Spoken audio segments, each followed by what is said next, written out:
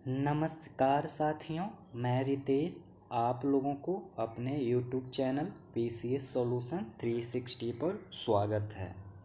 दोस्तों, ये जो टेस्ट सीरीज का मैं प्रैक्टिस करवा रहा हूँ वो इम्तिहान पब्लिकेशन का है। ये इम्तिहान कौन है तो कुछ और नहीं, ये जो एडिटोरिया के ही कुछ लोग हैं जो बाहर निकल के एडिटोरिया से ही सेम चीज़ को माने सेम ही पर्सन हैं, उन लोग मिलके इम्तिहान नाम का टेस्ट सीरीज को लॉन्च किया है और उन लोग ऑर्गेनाइज करते हैं। तो उन्हीं लोग के द्वारा बुक निकाला गया है। हालांकि इसका ऑफलाइन और ऑनलाइन टेस्ट सीरीज भी चला था, उसके भी मैं प्रैक्टिस सेट करवा दूंगा, लेकिन फ़िलहाल आज भी जो उन लोग का बुक निकाला गया है जिसमें 11 प्रैक्टिस सेट दिया गया है। बहुत ही अच्छे प्रैक्टिस सेट हैं और बिल्कुल देखिएगा, ये देखिए स्ट्रक्चर भी लिखा हुआ जो लग रहा है बिल्कुल एडिटोरिया की ही तरह, तो कन्फ्यूज़ मत करिएगा, ये इम्तिहान है। एडिटोरिया का भी नया बुक आ चुका है वॉल्यूम 3 और उसमें टोटल 12 प्रैक्टिस सेट हैं, तो मैं ये भी करवा दूंगा। और पहले शुरू करता हूँ इम्तिहान का जिसमें 11 प्रैक्टिस सेट हैं। तो सबसे पहले इसको देखेंगे। आइए हम लोग अब शुरू करते हैं। देखेंगे पहला क्वेश्चन कह रहा है कि मौर्य प्रशासन के संबंध में निम्न कथनों पर विचार करें। मौर्य प्रशासन के संबंध में निम्न कथनों पर विचार करें और विचार करने के बाद सत्य कथन का पहचान करने कह रहा है। ठीक है, अब देखिए पहला पॉइंट कह रहा है कि अर्थशास्त्र में शीर्ष माने टॉप लेवल के अधिकारी को के रूप में तीर्थ का उल्लेख मिलता है। मतलब कहा जाता है कि जो अर्थशास्त्र में, अर्थशास्त्र क्या है दोस्तों, तो अर्थशास्त्र चाणक्य द्वारा लिखा हुआ किताब है। तो उस किताब में जो टॉप लेवल के ऑफिसर्स हैं उन ऑफिसर्स को इस किताब में तीर्थ कह के पुकारा गया है।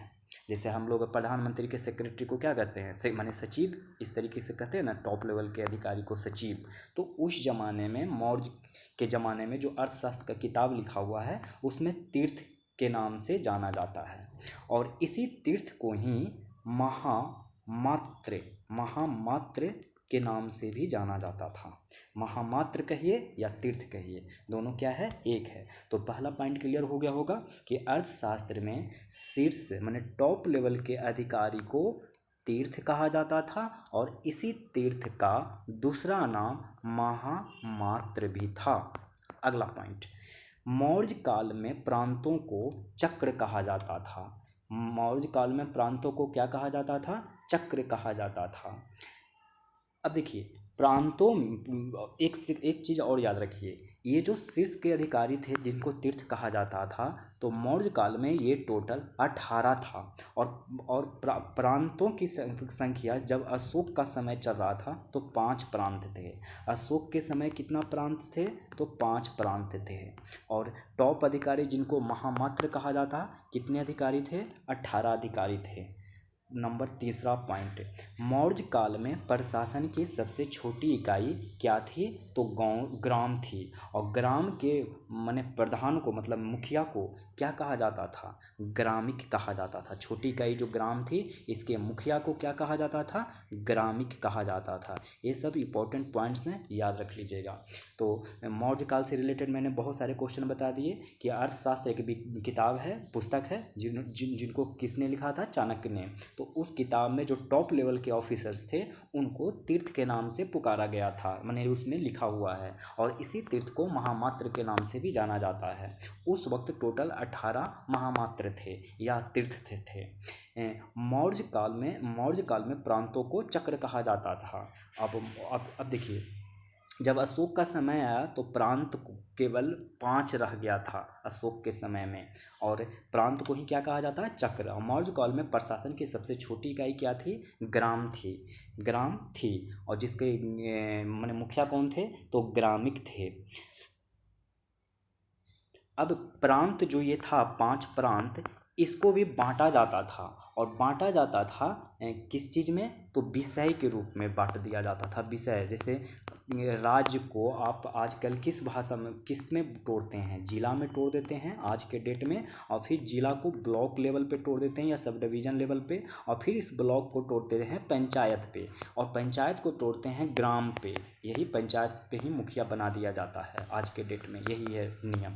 तो उस टाइम पे भी जो प्रांत था उसको और आगे जाके विषय के रूप में तोड़ दिया जाता था। जिसको आज हम लोग जिला कहते हैं, उस वक्त उसे विषय कहा जाता था। और इस विषय को भी नीचे ले जाके तोड़ के जो सबसे छोटी इकाई होता था उसको ग्राम कहा जाता था।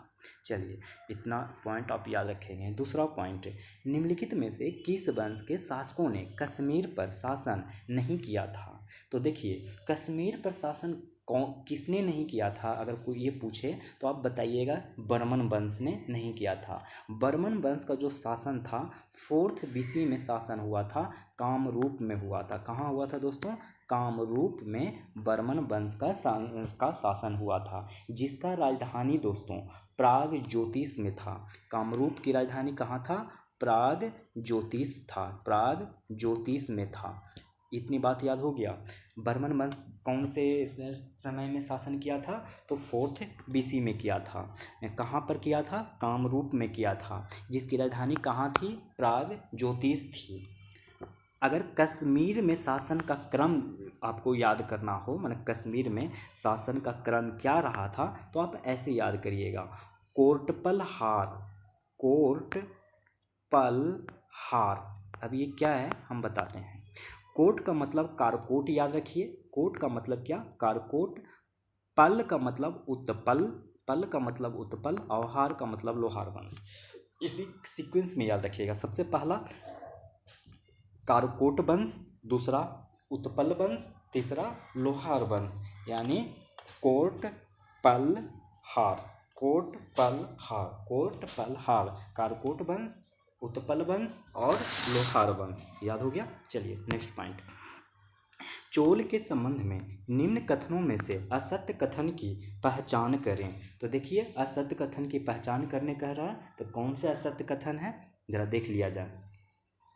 इसमें से सारे के सारे कथन जो दिए हुए हैं सत्य दिए हुए हैं। क्या क्या सत्य दिया गया है, तो देख लीजिए। इसमें मेनली बात किया जा रहा है चोल से, यानी चोल शासन। तो मैं आपको चोल के बारे में कुछ बता दूं जल्दी से इंपॉर्टेंट फैक्ट्स, ताकि आप अच्छे से याद रख सकें कुछ चीज़ें। तो देखिए, मैं चीज़ें बता देता हूँ, इसको जैसे चोल से रिलेटेड करिएगा तो आप सीधे इसके संस्थापक नाम विजयालय, ध्यान रखिएगा, विजयालय, विजयालय इसके संस्थापक थे, विजयालय इसके संस्थापक थे।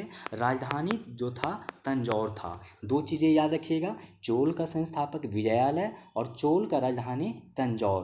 और ये जो प्रसिद्ध सबसे प्रमुख विशेषता जो चोल वंश का था वो था स्थानीय स्वशासन की। किस चीज़ का था, तो स्थानीय स्वशासन की था। अच्छा, आगे देखिए। अब चोल से और कुछ पॉइंट याद करिए, 4 पॉइंट। चोल काल में जो भूमि कर उपज होता था वो 1/3 भाग लिया जाता था। अगर आज के दृष्टिकोण से देखेंगे तो 33.33% लिया जाता था। चोल काल में भूमि कर उपज कितना लिया जाता था, 1/3 भाग लिया जाता था।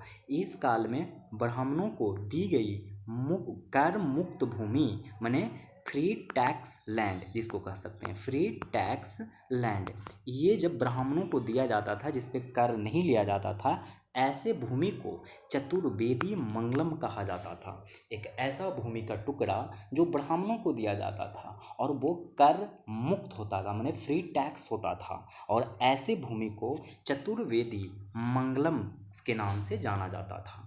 चोल से सेना, देखिए हर साम्राज्य में सेना का मतलब कि शाखा होता है। तो जो चोल सेना का सबसे संगठित अंग था ना, उसको पदाती सेना कहा जाता था, पदाती सेना, पदाती सेना कहा जाता था। और इसी काल में कलंजू सोने का सिक्का हुआ करता था। उस जमाने में मतलब चोल काल में सोने के सिक्का को कलंजू कहा जाता था। क्या कहा जाता था, कलंजू कहा जाता था। चलिए, चोल से रिलेटेड बहुत सारी बातें आप लोग को याद हो गया होगा। अब आगे हम बढ़ते हैं बौद्ध धर्म से। क्वेश्चन है बौद्ध धर्म का। देखिए, बौद्ध धर्म के महायान और हीनयान शाखा के बीच मुख्य मौलिक अंतर क्या है। तो ये जो मुख्य मौलिक अंतर है वो है बुध की पूजा। मौलिक अंतर क्या है? बुध की पूजा। देखिए इसमें कोई अंतर नहीं है, इन तीनों चीज में कोई अंतर नहीं है बौद्ध धर्म के महायान और हीनयान शाखा में। मतलब जाति युक्त समाज की बात दोनों ही शाखा करती है, अहिंसा पर कम बल देना ये दोनों ही शाखा बात करती है, और स्तूप पूजा पे भी दोनों ही शाखा बात करती है। तो कौन सा 3 पॉइंट है जिसमें कोई अंतर नहीं है दोनों ही शाखाओं में? तो पहला जाति युक्त समाज, दूसरा अहिंसा पर कम बल, तीसरा स्तूप पूजा। अब बात करते हैं बुध की पूजा। इन दो इसमें दोनों में अंतर है। और क्या अंतर है जरा देखिए। जो महायान महाशाखा है के अनुयायी हैं वो बुध को ईश्वर के समान मानकर पूजा करते हैं। ध्यान दीजिएगा, जो महायान शाखा है, महायान शाखा वो बुध को ईश्वर के समान मानकर, माने बुध इज इक्वल टू गॉड मानकर पूजा करते हैं महायान शाखा वाले। और जो हीनयान के शाखा के अनुयायी हैं, कौन दोस्तों? हीनयान के जो अनुयायी हैं वो लोग क्या करते हैं कि बुध को ईश्वर का अवतार न मानकर उन्हें केवल एक महापुरुष बताते हैं। हीनयान कहते हैं कि बुध ईश्वर कुछ नहीं है, बल्कि ये एक महापुरुष हैं। क्या है? महापुरुष हैं, ये मान के इनकी पूजा करते हैं। तो यही दोनों बेसिकली अंतर है। चलिए नेक्स्ट क्वेश्चन देखते हैं। ये सूची 1 को सूची 2 से मिलान करने कह रहा है, तो मिलान कीजिए और बताइए। मिलान कीजिए, किस चीज़ से मिलान करने हैं? एक तरफ राज्य है और दूसरे तरफ शासक है। तो इसका जो सही आंसर होने जा रहा है वो सी होने जा रहा है। देखिए मगध प्रसेनजित से संबंधित है। मगध किस चीज़ से? तो प्रसेनजित से। और वत्स किससे? तो उदयन से। वत्स किससे? उदयन से। वत्स किससे? उदयन से। और अवंती किससे? तो अवंती हो जाएगा अवंती हो जाएगा अजातशत्रु से। अवंती अजातशत्रु से। और कौशल चंड प्रदोत से। कौशल चंड प्रदोत से संबंधित है। कौशल किससे संबंधित है दोस्तों? तो चंड प्रदोत से संबंधित है। सॉरी, मैंने कुछ गलत बोल दिया। एक्चुअली इसने जो नोमेनक्लेचर यूज किया है उसके अनुसार मैंने जो बताया वो गलत बताया। आंसर तो सही होगा, लेकिन देखिए ध्यान से सुनिए। ये ऑप्शन इधर का ए है, यानी चंड प्रदोत, और चंड प्रदोत का मिलान होगा अवंती से। इस प्रकार मिलान होगा दोस्तों, मैंने उल्टा कर दिया था। इसने जो लिखा था मैं उसके अनुसार गलत कर दिया। तो अवंती का मिलान होगा चंड प्रदोत से, और उदयन का मिलान होगा वत्स से। उदयन का मिलान किससे हो जाएगा? वत्स से। उदयन का मिलान किससे हो जाएगा? वत्स से हो जाएगा। उदयन का मिलान वत्स से हो जाएगा। प्रसेनजित कौशल से। प्रसेनजित कौशल से। और अजातशत्रु मगध से। अजातशत्रु किससे हो जाएगा? मगध से हो जाएगा। तो फिर से एक बार देख लीजिए, याद कर लीजिए। मगध है, मगध किससे मिलेगा? तो अजातशत्रु से। अजातशत्रु से मगध मिल जाएगा। माने मगध का शासक कौन था? तो अजातशत्रु था। और प्रसेनजित कहाँ का शासक था? तो कौशल का शासक था। प्रसेनजित कहाँ का शासक था? तो कौशल का शासक था। और उदयन कहाँ का शासक था? तो वत्स का शासक था। उदयन कहाँ का था? तो वत्स का। और चंड प्रदोत कहाँ का था? तो अवंती का था। अवंती का था। अब शायद याद हो गया होगा। चलिए आगे बढ़ते हैं, क्वेश्चन नंबर 6 की तरफ देखते हैं। 6 नंबर क्वेश्चन में कह रहा है कि डॉक्टर कानूनगो ने किस शासक द्वारा निर्मित सरायों को साम्राज्य रूपी शरीर की धमनियाँ कहा है? तो वो कहा है किसको कहा है?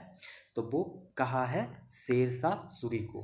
डॉक्टर कानूनगो ने किस शासक द्वारा निर्मित सरायों को साम्राज्य रूपी शरीर की धमनियाँ कहा है? तो शेरशाह सूरी को कहा है। देखिए शेरशाह सूरी ने लगभग 1700 सरायों का निर्माण किया था। इसके अलावा शेरशाह ने जीटी रोड का भी, जिसको ग्रैंड ट्रंक रोड का नाम से जाना जाता है, इस रोड का भी निर्माण शेरशाह सूरी ने ही करवाया था। और इसी ग्रैंड ट्रंक रोड को सड़क ए आजम के नाम से भी जाना जाता है। सड़क ए आजम के नाम से भी इसी ग्रैंड ट्रंक रोड को जाना जाता है। चलिए देखते हैं 7 नंबर क्वेश्चन। कह रहा है कि दिल्ली सल्तनत में दिल्ली सल्तनत के किस शासक ने अपने शासनकाल में राजस्व व्यवस्था के अंतर्गत 24 कष्टदायक करों को समाप्त कर केवल 4 कर वसूल करने का आदेश जारी किया था? तो ये कौन था? तो ये दोस्तों जो था वो फिरोज शाह तुगलक था। कौन था? फिरोज शाह तुगलक था। फिरोज शाह तुगलक ने असली में क्या किया कि जो वो 24 कष्टदायक कर था उसको समाप्त करके 4 नया कर जोड़ दिया। और ये 4 नया कर जानते हैं कौन सा था? देखिए याद कर लीजिए, 2 आप याद रख लीजिए, ख से, जिसको कहते हैं खराज, और खम्स। ख से 2 कौन कौन याद रखना है? खराज और खम्स। क्या याद रखना है? खराज और खम्स। और 2 याद रखना है जैसे। कौन से जैसे? एक तो जजिया कर और एक जकात। जजिया कर और एक जकात। जजिया कर और जकात, यही 4 कर लगाया गया फिरोज शाह तुगलक के समय में। कौन से? ख से खराज, ख से खम्स, जै से जजिया, जै से जकात। ये जो जजिया कर है, ये जो पहली बार ब्राह्मणों पे लगाया जाने वाला कर फिरोज शाह तुगलक के द्वारा है। ब्राह्मण पर सबसे पहले जजिया कर फिरोज शाह तुगलक ने ही लगाया था। और बाद में चल के एक और कर इन्होंने इंट्रोड्यूस किया, और उस कर का नाम रखा गया सिंचाई कर। सिंचाई कर। और सिंचाई कर उस जमाने में 1/10 भाग लिया जाता था। 1/10 भाग का मतलब है आज के डेट में 10%। देखिए 8 नंबर क्वेश्चन का आंसर इस बुक में सही नहीं दिया गया है। मैं इसका सॉल्यूशन कभी किसी और वीडियो में, किसी और प्रैक्टिस सेट में करवा दूंगा, तो इसका छोड़ दीजिए, क्योंकि अभी मैं सर्च नहीं कर पा रहा हूँ कहाँ है। चलिए आगे बढ़ते हैं। अब देखिए 9 नंबर क्वेश्चन कर रहा है, एक तरफ विद्वान हैं यानी लेखक हैं, और दूसरा अनुवादित पुस्तकें हैं। तो पता करके ये बताना है कि कौन से विद्वान का लिखा हुआ कौन सी किताबें हैं। तो सबसे पहले बात करते हैं टोडरमल की। तो टोडरमल ने भागवत पुराण को लिखा था। टोडरमल ने किसको लिखा था? भागवत पुराण को। टोडरमल ने किसको लिखा था? भगवत पुराण को। अच्छा, फिर बदायूनी ने किसको लिखा था, मैंने अनुवाद किया था? तो रामायण। बदायूनी ने रामायण का अनुवाद किया था। बदायूनी ने रामायण का मतलब कि अनुवाद किया था। और टोडरमल ने भागवत पुराण का किया था। फैजी ने किसका किया था? तो फैजी ने गणित की पुस्तक एक जिसका नाम है लीलावती। गणित का पुस्तक है जिसका नाम है लीलावती।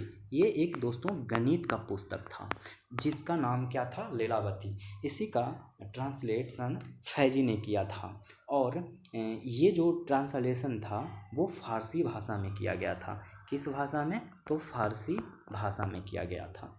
इब्राहिम सरहिंदी। अगर इब्राहिम सरहिंदी के बारे में बात किया जाए तो इन्होंने अथर्ववेद का किया था। किसका? अथर्ववेद का। और अबुल फजल ने पंचतंत्र का किया था।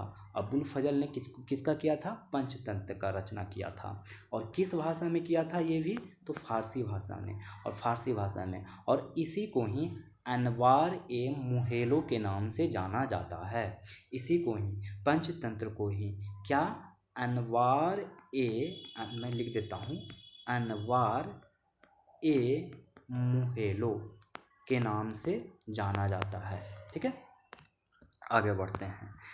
शिवाजी से संबंधित निम्न कथनों में से असत्य कथन की पहचान करें। तो देखिए ये असत्य कथन क्या है? तो इसके आंसर क्या हो जाएंगे? शिवाजी के मंत्रिपरिषद को अष्टदिग्गज कहा जाता था। शिवाजी के मंत्रिपरिषद को क्या कहा जाता था? अष्टदिग्गज कहा जाता था। ये असत्य कथन है। क्यों? क्योंकि आप सब लोग को पता है कि शिवाजी के मंत्रिपरिषद को अष्टदिग्गज नहीं बल्कि अष्ट प्रधान कहा जाता था। क्या कहा जाता था?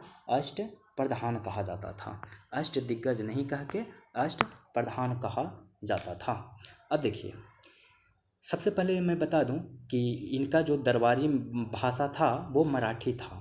और शिवाजी कर व्यवस्था मलिक अंबर की कर व्यवस्था पर आधारित था। जो शिवाजी का जो कर माने टैक्स का जो सिस्टम इनको अपनाए थे वो मलिक अंबर के टैक्स कलेक्शन का के रूप था। मलिक अंबर के अनुसार कर व्यवस्था पर आधारित था। अब देख लेते हैं इसके कौन से कथन सत्य हैं। तो ये वाला तो सी वाला ऑप्शन तो गलत कथन हो गया, जिसका मैंने एक्सप्लेनेशन कर दिया। अब ए में चलिए, पुरंदर की संधि महाराजा जयसिंह एवं शिवाजी के मध्य हुई थी। अगर कोई पूछे कि पुरंदर की संधि किनके किनके बीच हुई थी, तो शिवाजी और महाराजा जय सिंह के बीच में हुआ था। और शिवाजी का राज्यभिषेक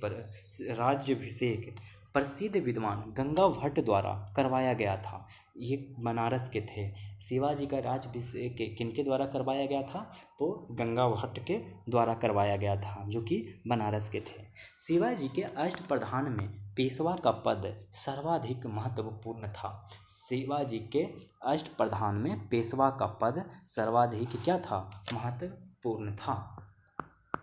देखेंगे नेक्स्ट क्वेश्चन, कह रहा है कि मोपला विद्रोह किस आंदोलन की एक शाखा थी। तो आप लोग को पता होना चाहिए कि ये खिलाफत आंदोलन की शाखा थी। मोपला विद्रोह किसकी शाखा थी, तो मोपला विद्रोह खिलाफत आंदोलन की शाखा थी, जो कि 1921 में केरल के मोपला मुसलमानों ने किया था। ये मोपला विद्रोह कब हुआ, तो 1921 में। किनके द्वारा किया गया, तो केरल के मोपला मुसलमानों ने किया। यह विद्रोह खिलाफत आंदोलन की एक शाखा थी, जिसका नेतृत्व अली मुसलियार ने किया। इसके नेतृत्व, इस मोपला विद्रोह के जो लीडर कह सकते हैं, वो कौन थे, अली मुसलियार था। और यह इसमें क्या हुआ कि जो मुस्लिम किसान थे, हिंदू जमींदारों के विरुद्ध आंदोलन करना शुरू किए थे। जमींदार थे हिंदू और जो आंदोलनकर्ता थे वो थे मुसलमान किसान थे। 12 नंबर क्वेश्चन देखते हैं। 1927 में भारत सरकार तथा देशी राज्यों के बीच संबंधों में सुधारने के लिए कौन सी कमेटी गठित की गई थी, तब वो की गई थी बटलर कमेटी गठित की गई थी। कौन सी कमेटी गठित की गई थी, तो बटलर कमेटी गठित की गई थी। देखिए 1927 में भारत सरकार तथा देशी राज्यों के बीच संबंधों में सुधारने के लिए कौन सी कमेटी गठित की गई, तो बटलर कमेटी गठित की गई। अब इसमें जो देख रहे हैं स्मिथ कमेटी और स्ट्रेची कमेटी, इनका संबंध जो है अकाल आयोग से है। अकाल, इन दोनों को बनाया गया था अकाल आयोग के लिए, अकाल आयोग से संबंधित है। तो इतनी पॉइंट्स आप याद रखेंगे। हम देखेंगे नेक्स्ट। अब नीचे दिए गए कथनों पर सावधानी पूर्वक विचार करें और असत्य कथन का पहचान करें। ध्यान से पढ़ लीजिएगा क्वेश्चन को। यह असत्य कथन को पहचान करने कह रहा है, तो आइए पहचान करते हैं असत्य कथन को। पहला पॉइंट कह रहा है कि वारेन हेस्टिंग्स कंपनी के क्लर्क के रूप में कलकत्ता आया था। तो ये बिल्कुल ही बात सही है कि जो वारेन हेस्टिंग्स था वो कंपनी के क्लर्क के रूप में कलकत्ता आया था। दूसरा पॉइंट देखिए क्या कह रहा है, इसके शासन काल में विलियम जोन्स ने एशियाटिक सोसाइटी ऑफ बंगाल की स्थापना की थी। ये भी दोस्तों दोनों ही बात सही है। वारेन हेस्टिंग्स के काल में ही विलियम जोन्स ने एशियाटिक सोसाइटी ऑफ बंगाल की स्थापना की थी और वारेन हेस्टिंग्स जो है क्लर्क के रूप में कलकत्ता आया था, कंपनी के क्लर्क के रूप में। नंबर सी, कलकत्ता में एक उच्चतम न्यायालय की स्थापना लॉर्ड क्लाइव के कार्यकाल में की गई, जो कि सरासर गलत है। चलिए इसका एक्सप्लेनेशन देख लेते हैं।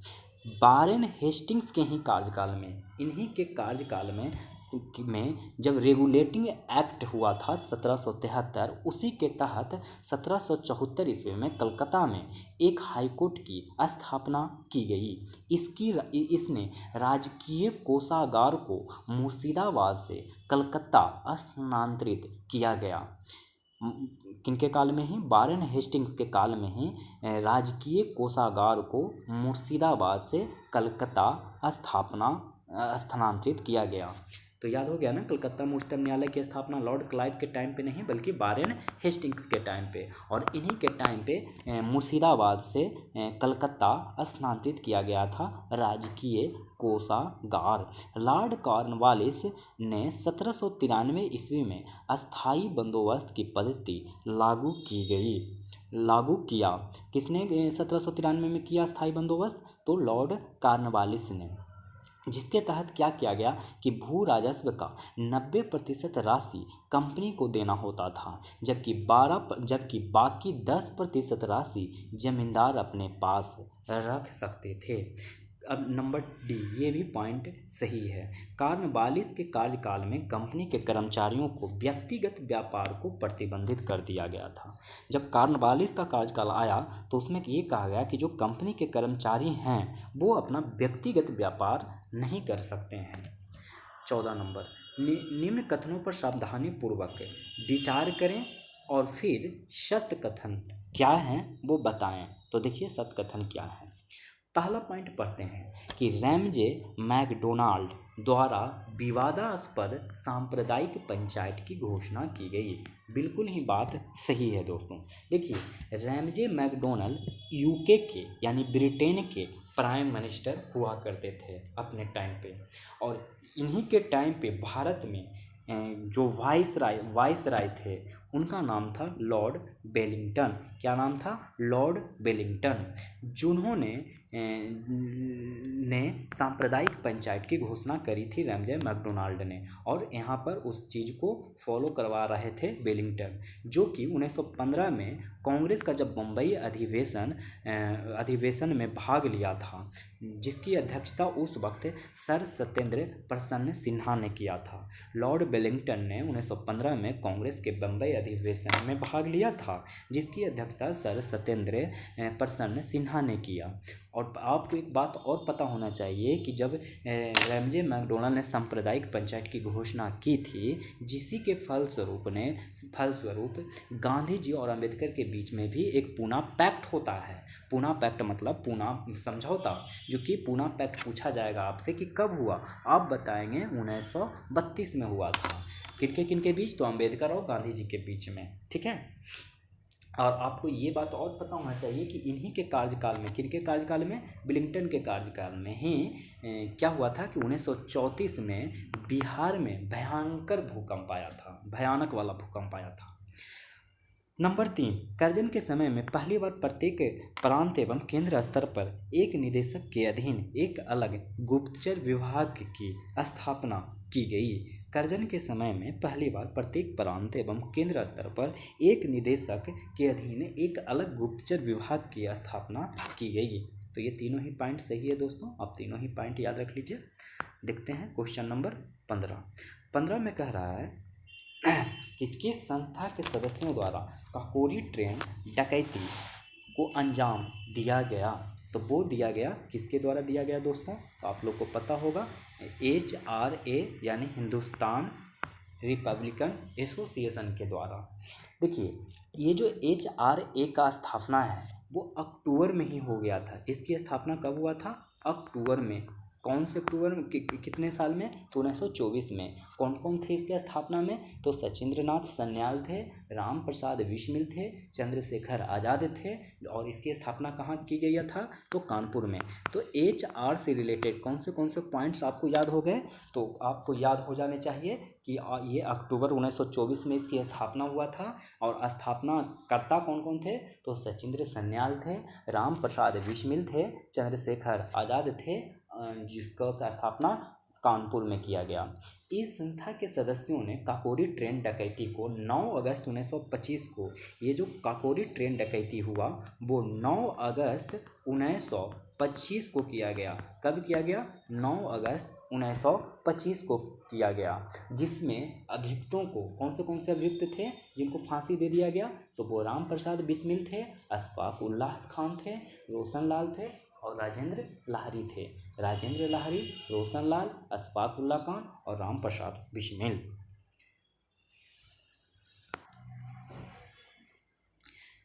देखते हैं नेक्स्ट क्वेश्चन। प्रांतों में द्वैध शासन की स्थापना किस अधिनियम के तहत की गई थी? तो ये किया गया था भारत शासन अधिनियम 1919 के तहत प्रांतों में द्वैध शासन भारत शासन अधिनियम 1919 के द्वारा लागू किया गया।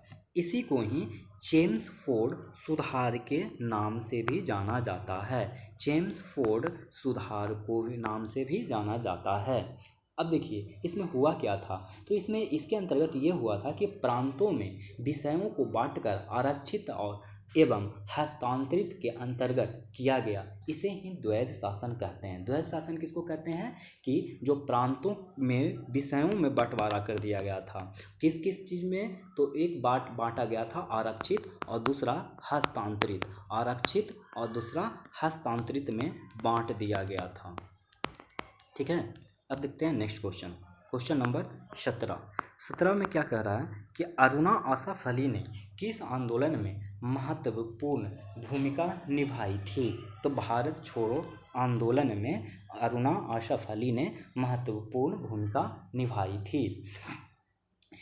और ये भारत छोड़ो आंदोलन 9 अगस्त 1942 को आरंभ हुआ था। 9 अगस्त 1942 को आरंभ हुआ था। इसी आंदोलन का प्रमुख नारा था करो या मरो। ठीक है, इसी भारत छोड़ो आंदोलन में अरुणा आसफ अली ने महत्वपूर्ण भूमिका निभाई थी। आगे देखते हैं नेक्स्ट क्वेश्चन, किस इतिहासकार ने 1857 ईस्वी के विद्रोह को बर्बरता तथा सभ्यता के बीच युद्ध कहा है। तो वो कहा है टी.आर. होम्स ने। टी.आर. होम्स ने कहा है। किस इतिहासकार ने 1857 ईस्वी के विद्रोह को बर्बरता तथा सभ्यता के बीच युद्ध कहा है। तो टी.आर. होम्स ने कहा है। और इनके बारे में बता दूं, जेम्स ऑटड्रम तथा डब्ल्यू टेलर के बारे में। जेम्स ऑटड्रम और डब्ल्यू टेलर ने 1857 के विद्रोह को अंग्रेजों के विरुद्ध हिंदू एवं मुसलमान का षड्यंत्र कहा। बी.डी. सावरकर के द्वारा प्रथम स्वतंत्रता संग्राम कहा गया और डिजराइल ने इसे राष्ट्रीय विद्रोह कहा। डिजराइली ने इसको क्या कहा कि ये राष्ट्रीय विद्रोह है। और बी.डी. सावरकर ने क्या कहा, तो यह को इस 1857 के विद्रोह को भारत का प्रथम स्वतंत्रता संग्राम कहा। और जेम्स ऑटड्रम और डब्ल्यू टेलर ने इसको अंग्रेजों के विरुद्ध हिंदू एवं मुसलमान का षड्यंत्र कहा। सर्वेंट्स ऑफ इंडिया सोसाइटी की स्थापना किसने किया। सर्वेंट्स ऑफ इंडिया सोसाइटी की स्थापना किसने किया दोस्तों, तो ये किया गोपाल कृष्ण गोखले ने। सर्वेंट्स ऑफ इंडिया सोसाइटी की स्थापना किसने किया, तो गोपाल कृष्ण गोखले ने किया। नेक्स्ट क्वेश्चन देखते हैं, सूची 1 को सूची 2 से अब मिलान करने कह रहा है। तो आइए मिलान करते हैं। इसका आंसर हो जाएगा डी। देखिए सेंट्रल, कहाँ गया,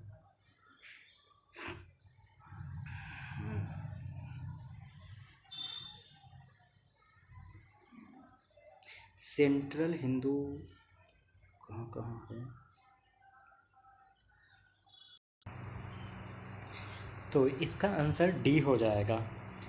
बेलूर मठ की एक संस्था है जिसके संस्थापक स्वामी विवेकानंद हैं। और शारदा सदन के संस्थापक रमाबाई हैं। पूना सार्वजनिक सभा के संस्थापक एम.जी. रानाडे और वेदांत कॉलेज के राजा राम मोहन राय हैं।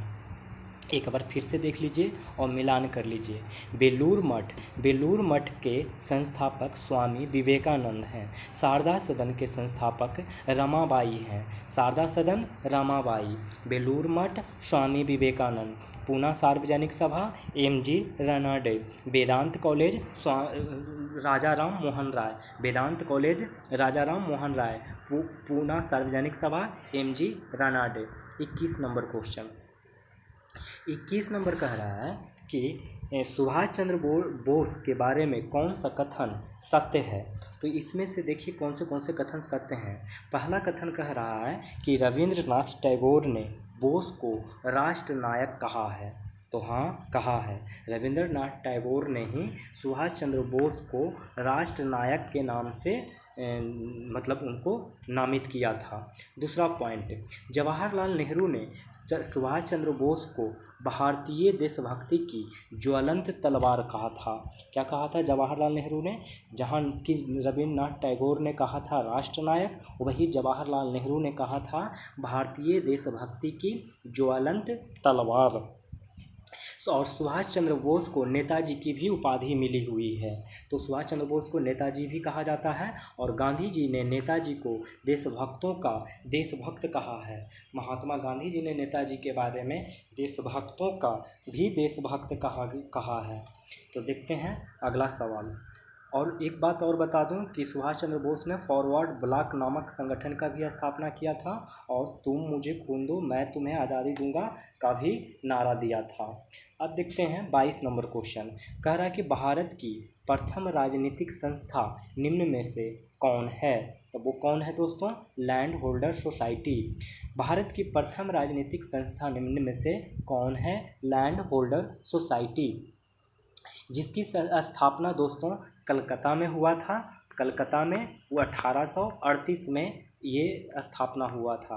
1838 में कलकत्ता में लैंड होल्डर सोसाइटी की स्थापना हुई, जो कि प्रथम राजनीतिक संस्था थी। और इसके संस्थापक कौन थे? तो द्वारिकानाथ टैगोर थे। अच्छा, इसका उद्देश्य क्या था? तो जमींदारों के हितों की रक्षा करना था। इस सभा को बंगाल जमींदार सभा की भी संज्ञा दी जाती है।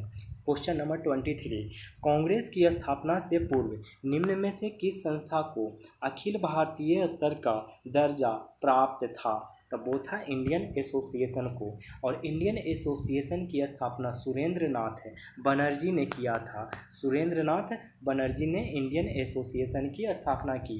और सुरेंद्र नाथ बनर्जी के साथ आनंद मोहन बोस भी थे। तो सुरेंद्र नाथ बनर्जी और आनंद मोहन बोस ने मिलकर इंडियन एसोसिएशन की स्थापना कलकत्ता में ही 1876 ईस्वी में किया था। ठीक है। इस संस्था द्वारा सर्वप्रथम सिविल सेवा परीक्षा में सुधार के लिए आंदोलन चलाया गया था। देखेंगे नेक्स्ट क्वेश्चन 24 नंबर। किस भारतीय ने लिखा है कि ए.ओ. ह्यूम स्वतंत्रता के पुजारी थे और उनका हृदय भारत की दुर्दशा पर रोता था? तो वो हैं लाला लाजपत राय। लाला लाजपत राय। किस भारतीय ने लिखा है कि ए.ओ. ह्यूम स्वतंत्रता के पुजारी थे और उनका हृदय भारत की दुर्दशा पर रोता था? तो लाला लाजपत राय। विनोबा भावे द्वारा संचालित भूदान आंदोलन किस स्थान से शुरू हुआ? तो वो हुआ था शुरू पोचमपल्ली से। विनोबा भावे द्वारा संचालित भूदान आंदोलन किस स्थान से शुरू हुआ था? तो वो हुआ था पोचमपल्ली गांव से। ये पोचमपल्ली कहाँ है आज के डेट में? तो तेलंगाना में है दोस्तों। ठीक ना। अब देखते हैं अगला सवाल। शेर खान ने बंगाल के किस शासक को हराकर हजरते आला की उपाधि धारण की थी? तो देखिए फिर से क्वेश्चन सुन लीजिए। शेर खान ने बंगाल के किस शासक को हराकर हजरते आला की उपाधि धारण की थी? तो इसका सही जवाब हो जाएगा नुसरत शाह। इसका सही जवाब हो जाएगा नुसरत शाह। देखिए बंगाल के शासक थे नुसरत शाह, जिन्होंने 1529 ईस्वी में पराजित किया और हजरते आला की उपाधि धारण की। शेर खान ने नुसरत शाह को 1529 में पराजित किया और हजरते आला की उपाधि धारण किया। शेर शाह के बचपन का नाम फरीद खां था। क्या नाम था? फरीद खां। बचपन का नाम था फरीद खां। बिहार के अफगान शासक मोहम्मद बहार खान नुहानी। मोहम्मद बहार खां नुहानी इन्होंने शेर खां की उपाधि प्रदान की थी इनको। चलिए नेक्स्ट क्वेश्चन 27 नंबर। कह रहा है कि मखदूम सफरुद्दीन याह्या मनेरी सूफी संत के संबंध में असत्य कथन क्या है? ये पूछ रहा है। असत्य कथन पूछ रहा है मखदूम सफरुद्दीन याह्या मनेरी, जो कि एक सूफी संत है, इसके संबंध में। तो देख लेते हैं, इनका जन्म बिहार के मनेर में 1290 में हुआ। सही है, मखदूम सफरुद्दीन याह्या मनेरी का जन्म कब हुआ था? तो बिहार में ही जन्म हुआ, बिहार के मनेर में 1290 में हुआ है। इनका संबंध फिरदौसी सिलसिला से था। कौन से सिलसिला से है? तो फिरदौसी सिलसिला। इनके उपदेशों का संकलन मकतूबाते सदी में हुआ है। उपदेशों का संकलन किस सदी में हुआ है? तो मकतूबाते सदी में हुआ है। इनकी मृत्यु कहाँ हुई है? बिहार शरीफ में। इनकी मृत्यु कहाँ हुई है? बिहार शरीफ में। चलिए नेक्स्ट क्वेश्चन देखते हैं 28। औरंगजेब के समय बिहार में भयंकर अकाल का उल्लेख किस ब्रिटिश यात्री ने किया था? तो वो किया था जॉन मार्शल ने। औरंगजेब के समय बिहार में भयंकर अकाल का उल्लेख किस ब्रिटिश यात्री ने किया? तो जॉन मार्शल ने किया। औरंगजेब के समय ब्रिटिश यात्री बर्नियर भारत आया और इन्होंने पटना को भारत के सबसे बड़े नगरों में से एक कहा। जब औरंगजेब के समय में कौन आया था? ब्रिटेन का एक यात्री बर्नियर आया था। तो बर्नियर ने कहा कि पटना को भारत का सबसे बड़ा नगरों में से एक कहा। और जॉन मार्शल और डच यात्री डी ग्रैफी ने औरंगजेब के समय बिहार में हुए भयंकर अकाल का उल्लेख किया।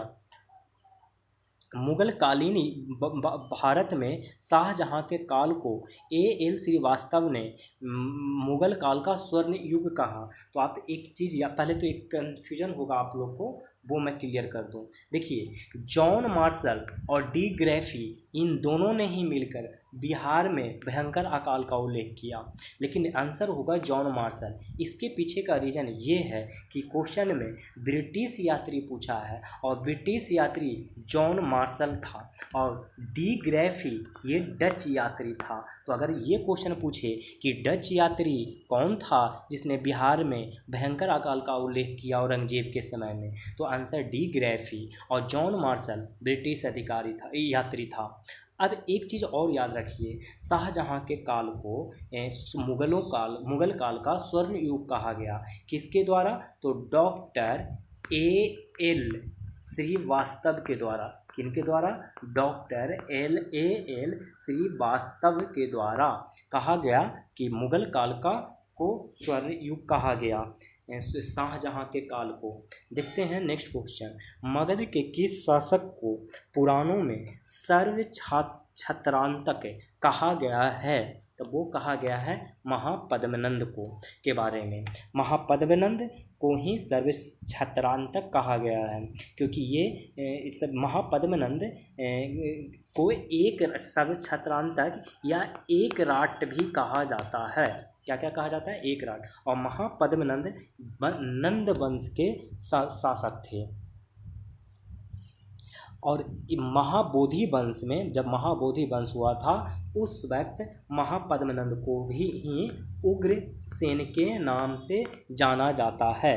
तो आपको इतनी सारी बातें याद हो गया होगा कि एक राट सर्व छत्रांतक और महाबोधि वंश में उग्रसेन के नाम से बस एक ही इंसान को जाना जाता है और वो है महापद्मनंद।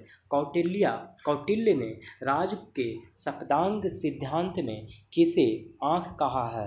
ये बहुत ही इंपॉर्टेंट सवाल है दोस्तों, अच्छे से याद रखिएगा जो मैं बता रहा हूँ। इसमें कुछ और फैक्ट्स हैं, तो ये आंसर हो जाएगा अमात्य को। देखिए, कौटिल्य ने राज के सप्तांग सिद्धांत में अमात्य को आँख कहा है। ठीक है, राजा को शीर्ष कहा है। राजा को क्या कहा है दोस्तों? तो शीर्ष कहा है। एक सेकंड रुक जाइए। राजा को क्या कहा है दोस्तों?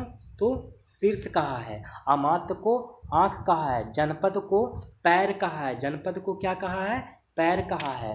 और दुर्ग को भुजा कहा है। दुर्ग को क्या कहा है? भुजा कहा है। आप इस चीज़ को याद रखते चलेंगे। कोष को मुख कहा है। कोष को क्या कहा है दोस्तों? तो मुख कहा है। और सेना या दंड को मस्तिष्क कहा है। सेना या दंड को क्या कहा है? मस्तिष्क कहा है। सेना या दंड को मस्तिष्क कोस को मुख, दुर्ग को भुजा, जनपद को पैर, राजा को शीर्ष। अगला क्वेश्चन, वर्ष 1942 में ईस्वी में जयप्रकाश नारायण को गिरफ्तार कर नेपाल सरकार ने किस जेल में रखा था? तो वो रखा था हनुमान नगर में। हनुमान नगर में वर्ष 1942 में जयप्रकाश नारायण को गिरफ्तार कर नेपाल सरकार ने किस जेल में रखा था? हनुमान नगर में। मई 1930 ईस्वी में पटना में किसकी अध्यक्षता में एक स्वदेशी लीग का गठन किया गया? तो वो किया गया सर अली इमाम। सर अली इमाम। स्वदेशी लीग में सच्चिदानंद सिन्हा एवं के.बी. दत्त के उपाध्यक्ष हसन इमाम को मुख्य सचिव और बलदेव सहाय को संयुक्त सचिव बनाया गया था। अगला सवाल 33 नंबर 33 कह रहा है कि चंपारण एग्रीगेरियन समिति में कुल कितने सदस्य थे? तो इसका सही जवाब 6। चंपारण एग्रीगेरियन समिति में कुल कितने सदस्य थे? तो वो थे 6। देखिए इस समिति में कौन कौन जो 6 सदस्य थे उनका नाम याद रखिए। तो खुद महात्मा गांधी हो गए, फिर दूसरा एल सी आदामी हो गए, राजा हरि प्रसाद, अगला नारायण सिंह, डी.जे. रीड थे और ए.जी. रैनी थे।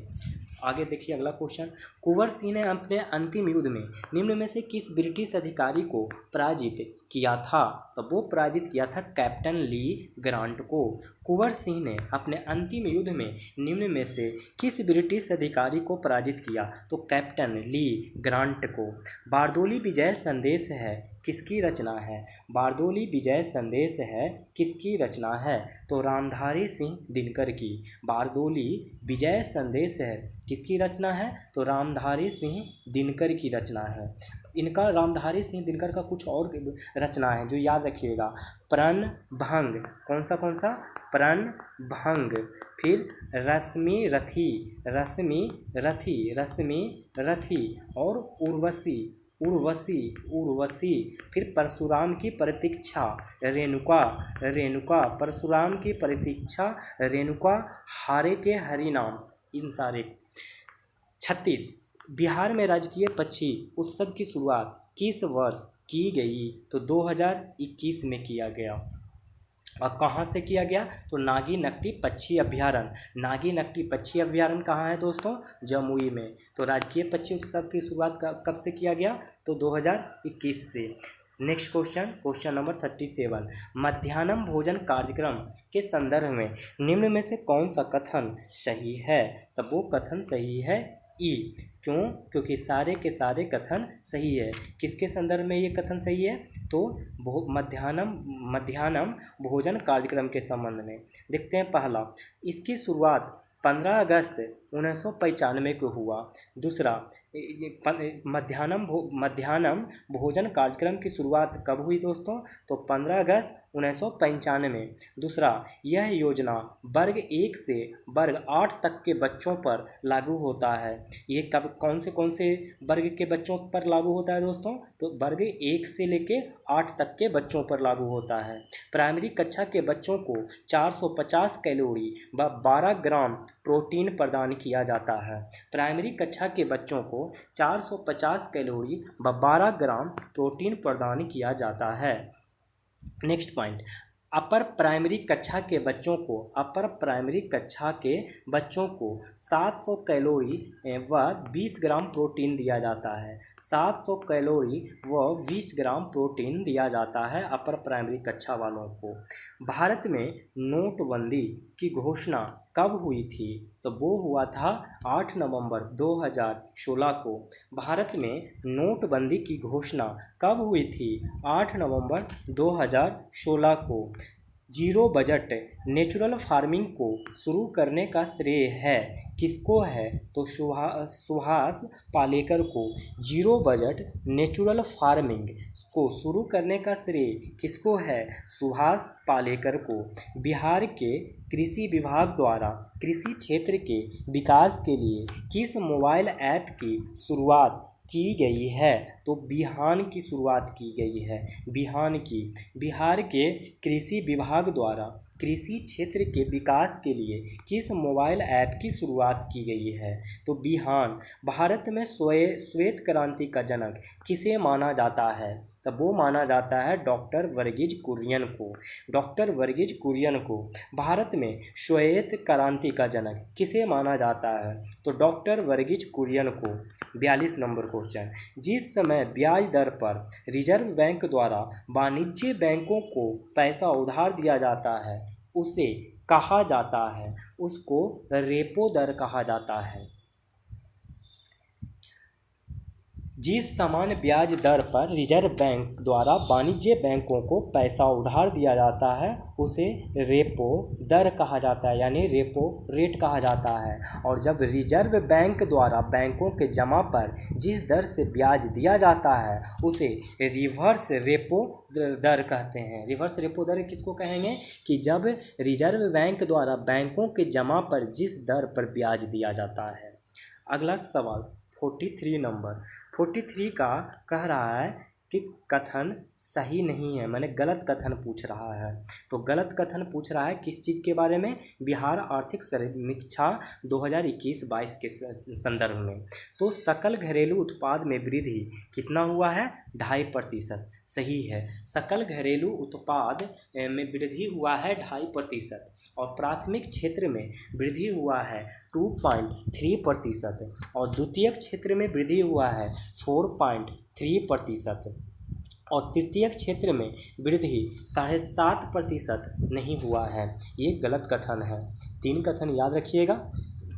प्राथमिक क्षेत्र में 2.3% की वृद्धि, द्वितीयक क्षेत्र में 4.3% की वृद्धि, सकल घरेलू उत्पाद में 2.5% की वृद्धि। 44 नंबर क्वेश्चन। बिहार बजट 2022-23 में शिक्षा पर व्यय हेतु कितनी राशि का प्रावधान किया गया है? तब वो किया गया है 39,191.87 करोड़ रुपया। बिहार बजट में शिक्षा पर कितना खर्च किया गया? तो 39,191.87 करोड़ रुपया, जो कि कुल बजट का 16.5% है। कुल बजट का कितना प्रतिशत है दोस्तों? 39,191.87 करोड़ रुपया, तो 16.5%। सॉरी। आकस्मिक निधि का प्रावधान संविधान के किस अनुच्छेद में है? तो वो 267 अनुच्छेद में है। आकस्मिक निधि का प्रावधान संविधान के अनुच्छेद 267 में है। 15वां वित्त आयोग के संदर्भ में कौन सा कथन असत्य है? तो एक तरफ आधार है और दूसरे तरफ 15वां वित्त आयोग का भारांश प्रतिशत में है। तो देखिए कि कौन सा कथन असत्य है। तो इसमें से जो बी कथन है ना वो असत्य है। आंसर में बी कथन के बारे में असत्य कथन बताया है। आय अंतराल 40% नहीं बल्कि 45% होगा। तो देखिए जनसंख्या का भारांश कितना है? 15%। 15वां वित्त आयोग में जनसंख्या का जो भार था वो 15% था और आय का अंतराल जो था वो कितना था? 45%। और जो क्षेत्रफल था वो 15%। जनसंख्या 15%, क्षेत्रफल 15%, आय अंतराल 45%, वन व पारिस्थितिकी 10%, वन पारिस्थितिकी 10%। और याद रख लीजिए कर के लिए प्रयास जो होगा वो 2.5% था। कितना था दोस्तों? तो 2.5% था। और जनसांख्यिकी एक ठो ये याद रख लीजिए, जनसांख्यिकी प्रदर्शन ये कितना था दोस्तों? ये वाला था 12.5%। तो चलिए अगला क्वेश्चन देखते हैं। भारत की सबसे लंबी सिंचाई नहर परियोजना निम्न में से कौन है? तो वो है इंदिरा गांधी नहर। भारत की सबसे लंबी सिंचाई नहर परियोजना निम्न में से कौन है? तो इंदिरा गांधी नहर। निम्न में से कौन सी गैस हीमोग्लोबिन के साथ अत्यधिक उच्च बंधुता दर्शाती है? तो बहुत ही आसान क्वेश्चन है, कार्बन मोनोऑक्साइड। Carbon monoxide. निम्न में से कौन सी गैस हीमोग्लोबिन के साथ अत्यधिक उच्च बंधुता दर्शाती है? Carbon monoxide. किस विटामिन को नियासिन के नाम से जाना जाता है? तो विटामिन B3 को नियासिन के नाम से जाना जाता है। विटामिन B3 को नियासिन के नाम से जाना जाता है और विटामिन B1 को थायमिन के नाम से जाना जाता है। विटामिन B1 को थायमिन के नाम से जाना जाता है। विटामिन B2 को राइबोफ्लेविन के नाम से जाना जाता है। विटामिन B2 को राइबोफ्लोविन के नाम से जाना जाता है। अब विटामिन B6 को पायरिडॉक्सिन के नाम से जाना जाता है। पायरिडॉक्सिन के नाम से जाना जाता है। और आपको पता ही दिए कि विटामिन B3 को नियासिन या निकोटिनेमाइड के नाम से जाना जाएगा। निम्न में से किसका निर्माण हमारे शरीर में नहीं होता है? तो विटामिन ए का निर्माण हमारे शरीर में नहीं होता है।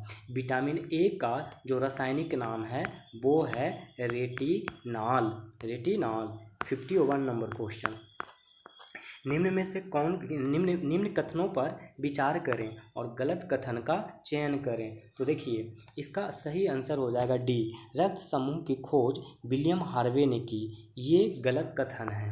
सही कथन क्या है? ओ रक्त समूह सर्वदाता है, मतलब ओ ब्लड ग्रुप जो होगा वो यूनिवर्सल डोनर होगा। यूनिवर्सल डोनर कौन सा ब्लड ग्रुप है? तो ओ। और ए बी रक्त समूह सर्वग्राही होगा, यानी यूनिवर्सल एक्सेप्टर कौन होगा? तो ए बी रक्त समूह।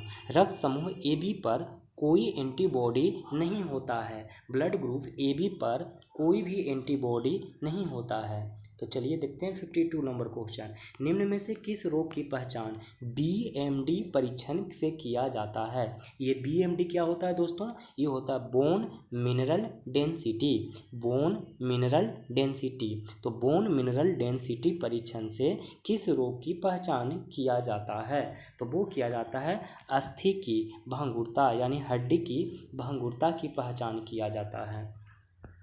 53 नंबर क्वेश्चन देखिए।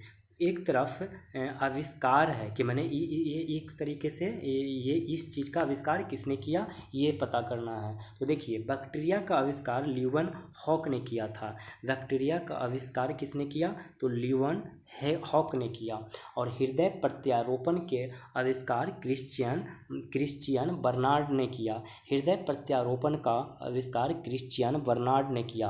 प्राकृतिक बर्न का आविष्कार किसने किया है दोस्तों? तो देखिए, प्राकृतिक बर्न का भी 1 मिनट बताता हूँ। पुनरावर्तन सिद्धांत का किसने किया है? तो अर्नेस्ट हेकल ने। और प्राकृतिक वर्णन चार्ल्स डार्विन ने। फिर से आप याद कर लीजिए, प्राकृतिक वर्णन चार्ल्स डार्विन और पुनरावर्तन सिद्धांत अर्नेस्ट हेकल के द्वारा, और हृदय प्रत्यारोपण क्रिश्चियन बर्नार्ड के द्वारा, बैक्टीरिया ल्यूवन हॉक के द्वारा। 54 नंबर क्वेश्चन। शरीर का तापक्रम निम्न में से किसके द्वारा नियंत्रित होता है? शरीर का तापक्रम हाइपोथैलेमस के द्वारा नियंत्रित होता है। और हाइपोथैलेमस के द्वारा ही भूख, प्यास, टेम्परेचर माने तापक्रम नियंत्रण, प्यार, घृणा, जल के उपापचय, पसीना, ये सारा का सारा ही हाइपोथैलेमस से ही नियंत्रित होता है। रक्त में अम्लता बढ़ने से हृदय गति पर क्या प्रभाव पड़ता है? तब वो हृदय गति बढ़ जाता है। रक्त में अम्लता बढ़ने से हृदय गति पर क्या प्रभाव पड़ता है? तो हृदय गति बढ़ जाता है। देखिए, अम्लता के बढ़ने से हृदय गति बढ़ जाता है और क्षारीयता के बढ़ने से हृदय गति कम होता है।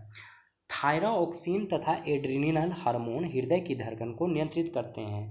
हृदय की धड़कन को नियंत्रित कौन करते हैं? तो थायरॉक्सिन और एड्रीनल हार्मोन। थायरॉक्सिन तथा एड्रीनल हार्मोन यही दोनों मिलकर हृदय की धड़कन को नियंत्रित करता है। रक्त की अम्लता बढ़ने से हृदय गति बढ़ जाती है। अम्लता के बढ़ने से हृदय गति बढ़ जाती है और क्षारीयता की वजह से हृदय गति को कम हो जाती है। चलिए, हृदय की धड़कन का नियंत्रण निम्न में से किस हार्मोन के द्वारा होता है? तो ये पता है हो ही गया कि किसके द्वारा होता है। ये ऑप्शन थायरॉक्सिन और एड्रिनल के द्वारा। ये तो अभी अभी मैंने इसका जवाब दिया ही था। टैक्सोनोमी, आधुनिक वर्गीकरण का पिता किसे कहा जाता है? वो कहा जाता है लिनियस को। टैक्सोनोमी यानी कि आधुनिक वर्गीकरण, टैक्सोनोमी का पिता किसे कहा जाता है? लिनियस को। अगला सवाल 58 नंबर, देखिए क्या कह रहा है 58 नंबर। इसमें से पूछ रहा है कि युग्म कौन सा युग्म सुमेलित नहीं है? तो शैवालों का अध्ययन को माइकोलॉजी कहा जाता है। ये वाला गलत है, क्योंकि शैवालों के अध्ययन को माइकोलॉजी नहीं बल्कि फाइकोलॉजी कहा जाता है। क्या कहा जाता है दोस्तों? फाइकोलॉजी कहा जाता है शैवालों के अध्ययन को। रेशम कीट पालन को सेरीकल्चर कहते हैं। रेशम कीट पालन को सेरीकल्चर, मधुमक्खी पालन को एपीकल्चर, मधुमक्खी पालन को एपीकल्चर, कीटों के अध्ययन को एंटोमोलॉजी, कीटों के अध्ययन को एंटोमोलॉजी और कवकों के अध्ययन को माइकोलॉजी, कवकों के अध्ययन को माइकोलॉजी और मछलियों के अध्ययन को इक्थोलॉजी कहा जाता है। इक्थोलॉजी, मछलियों के अध्ययन को इक्थेलॉजी कहा जाता है। क्या कहा जाता है? इक्थियोलॉजी कहा जाता है। चलिए देखते हैं 59 नंबर सवाल। जीव द्रव्य में निम्न में से कौन सा तत्व सर्वाधिक मात्रा में पाया जाता है? तो वो पाया जाता है ऑक्सीजन। जीव द्रव्य में निम्न में से कौन सा तत्व सर्वाधिक मात्रा में पाया जाता है? ऑक्सीजन। ऑक्सीजन 76% पाया जाता है, कार्बन 10.5% पाया जाता है, हाइड्रोजन 10% पाया जाता है और नाइट्रोजन 2.5% पाया जाता है। नाशपाती का खाया जाने वाला भाग क्या कहलाता है? तो पुष्प आसन कहलाता है। नाशपाती का खाया जाने वाला भाग क्या कहलाता है? पुष्प आसन कहलाता है। और अनानास का खाया जाने वाला भाग परिदलपुंज कहलाता है। परिदलपुंज अनानास का खाया जाने वाला भाग है। और पपीता का खाया जाने वाला भाग मधफल भित्ति है। मधफल भित्ति को, पपीता का मधफल भित्ति ही खाया जाता है। चलिए नेक्स्ट क्वेश्चन। बादल और कोहरा किस कोलाइडी विलयन के अंतर्गत आते हैं? द्रव एरोसोल। बादल एवं कोहरा किस कोलाइडी विलयन के अंतर्गत आते हैं? द्रव एरोसोल। Next question. शरीर के किसी स्थान पर मामूली कट जाने पर रक्त स्कंदन के लिए निम्न में से किसका प्रयोग किया जाता है? तो इसका आंसर ये ऑप्शन हो जाएगा।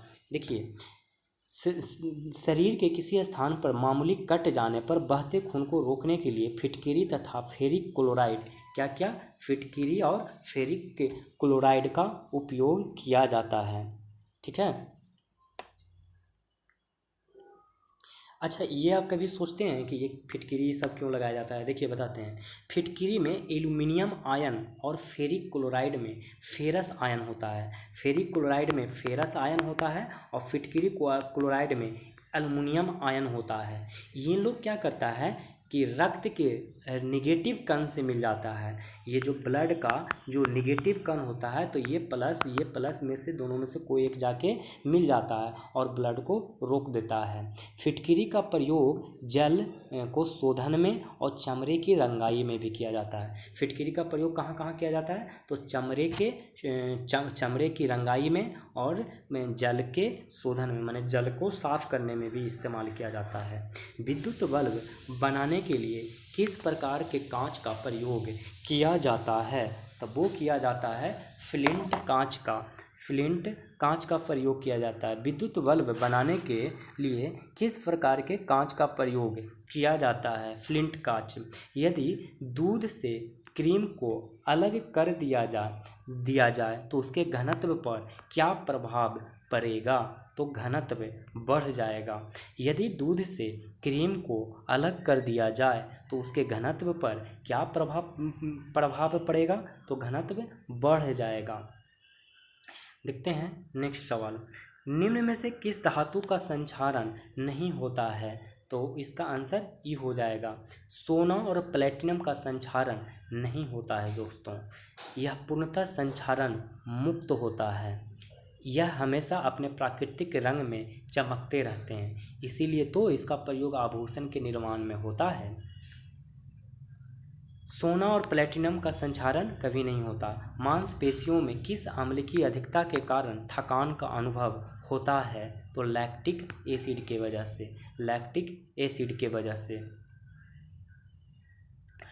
मांसपेशियों में किस अम्ल की अधिकता के कारण थकान का अनुभव होता है? तो लैक्टिक अम्ल के वजह से। दांतों का इनामन निम्नलिखित में से किसका बना होता है? कैल्शियम फास्फेट का बना होता है। दांतों का इनामेल निम्नलिखित में से किसका बना होता है? कैल्शियम फास्फेट का बना होता है। निम्नलिखित में से बेमेल जोड़े की पहचान करें। तो इसका आंसर क्या हो जाएगा? निकेल। बेमेल जोड़ा यही है, निकेल नीलेराइट, क्योंकि निकेल का नीलेराइट नहीं बल्कि मिलेराइट होगा। क्या होगा? मिलेराइट, मिलेराइट। अब बाकी के बाकी सारे सही हैं। सोडियम का चिली सॉल्ट फिटर सही है। टीन का केसिटीराइड ये भी सही है। तांबा का क्यूपराइट ये सही है। निकेल का मिलेराइट।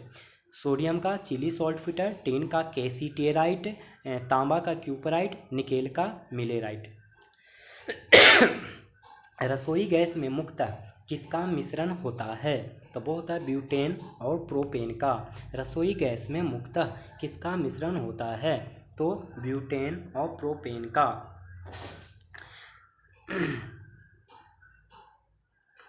प्राकृतिक रबर को बल्कनीकरण हेतु निम्नलिखित में से किसके साथ मिलाकर गर्म किया जाता है? तो सल्फर के साथ। प्राकृतिक रबर को बल्कनीकरण हेतु निम्नलिखित में से किसके साथ मिलाकर गर्म किया जाता है? तो सल्फर। प्राथमिक इंद्रधनुष के अंदर की तरफ कौन सा रंग होता है? बैंगनी रंग होता है, बैंगनी रंग होता है। और लाल रंग बाहर की ओर होता है। बैंगनी रंग अंदर की तरफ और लाल रंग बाहर की तरफ, लाल रंग बाहर की तरफ होता है। 72 नंबर क्वेश्चन, निम्नलिखित में से किसका प्रयोग रेक्टिफायर के रूप में किया जाता है?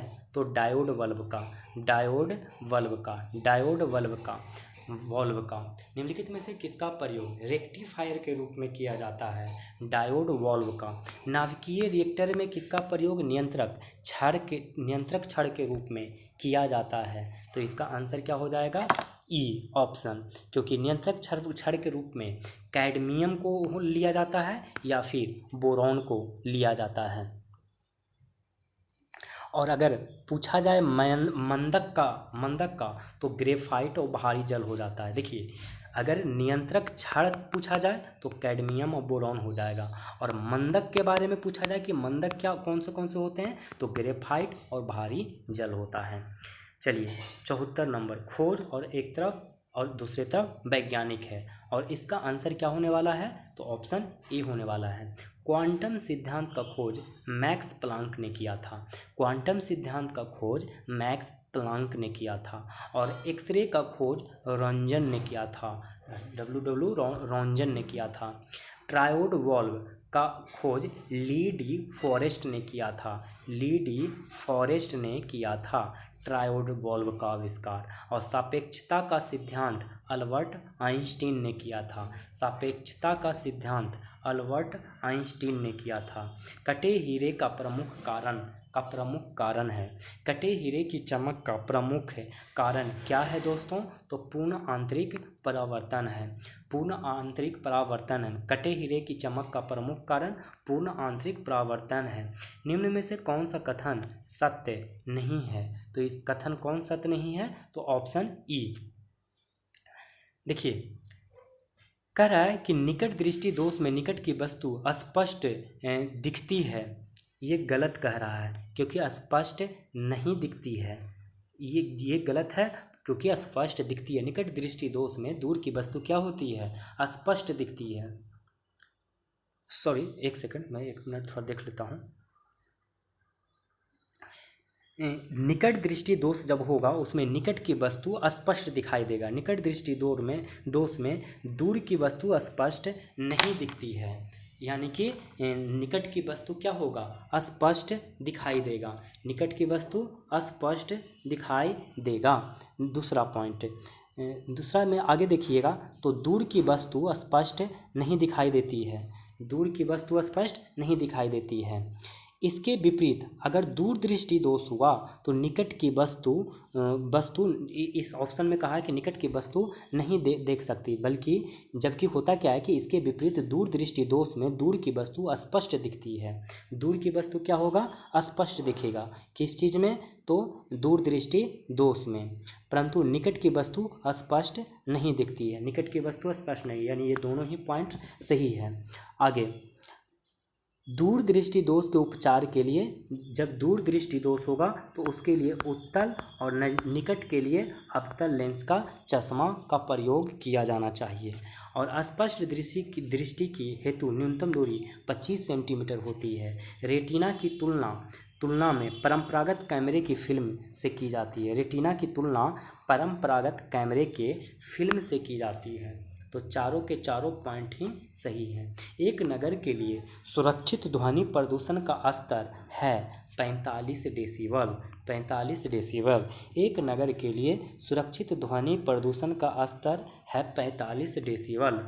भारतीय संविधान का अनुच्छेद 40 राज्य को निर्देशित करता है, तो वो निर्देशित करता है ग्राम पंचायतों के गठन के संबंध में। भारतीय संविधान का अनुच्छेद 40 राज्यों को निर्देशित करता है, क्या निर्देशित करता है, तो ग्राम पंचायतों के गठन के संबंध में। संविधान के किस अनुच्छेदों में राज्य को परिभाषित किया गया है, तो वो परिभाषित किया गया है ऑप्शन ई। देखिए, संविधान के अनुच्छेद 12 और अनुच्छेद 36 का संबंध राज्य के परिभाषा से है। चूँकि मूल अधिकार तथा राज्य की नीति के निर्देशक तत्व का सीधा संबंध राज्य से है, इसीलिए दोनों अनुच्छेदों में राज्य की परिभाषा समाहित की गई है। इसीलिए 12 आंसर होगा और आंसर 36 होगा, ये दोनों ही सही है। तो अब देखते हैं क्वेश्चन नंबर 80 में कह रहा कि संविधान के भाग 4 के अनुच्छेद 51 के तहत निम्नलिखित में से कौन मौलिक कर्तव्य नहीं है, तो चुनाव में मतदान करना नहीं है। संविधान के भाग 4 के अनुच्छेद 51 के तहत निम्नलिखित में से कौन मौलिक कर्तव्य नहीं है, तो चुनाव में मतदान करना। डैश का अर्थ है दंड की प्रकृति में परिवर्तन किए बिना उसकी अवधि कम करना। इसका सही आंसर होगा परिहार। परिहार का क्या अर्थ है दोस्तों, तो दंड की प्रकृति में परिवर्तन किए बिना उसकी अवधि कम करना। निम्नलिखित में से कौन सा युग्म संवैधानिक पदाधिकारियों के समान वरीयता अनुक्रम को इंगित करता है, तो वो है भूतपूर्व राष्ट्रपति और वर्तमान उप प्रधानमंत्री। निम्नलिखित में से कौन सा युग्म संवैधानिक पदाधिकारियों के समान वरीयता अनुक्रम को इंगित करता है, भूतपूर्व राष्ट्रपति और वर्तमान उप प्रधानमंत्री। निम्न में से किस संवैधानिक संशोधन अधिनियम द्वारा सहकारी समितियों कोऑपरेटिव सोसाइटी को संवैधानिक परिस्थिति प्रदान की गई है, तो वो है इसका आंसर हो जाएगा 97वां संविधान संशोधन अधिनियम 2011। निम्न में से किस संवैधानिक संशोधन अधिनियम द्वारा सहकारी समितियों को संवैधानिक परिस्थितियों प्रदान की गई है, तो 97 संविधान संशोधन अधिनियम 2011।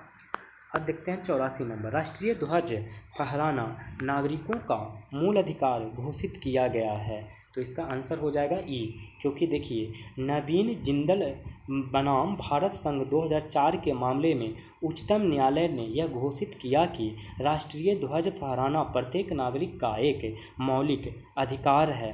कौन, तो नवीन जिंदल बनाम, यहाँ उत्तर प्रदेश नहीं बल्कि भारत संघ 2004 का मामला था। यह अनुच्छेद 19 के 1 के ए से क्लॉज के अंतर्गत वाक एवं अभिव्यक्ति के स्वतंत्रता के अंतर्गत आता है, तो इनमें से कोई नहीं आंसर हो जाएगा। अगला क्वेश्चन 85 नंबर, एक्स्ट्राडिशन यानी प्रत्यर्पण संबंधित है। किस चीज़ से संबंधित है दोस्तों? तो संघ सूची से संबंधित है।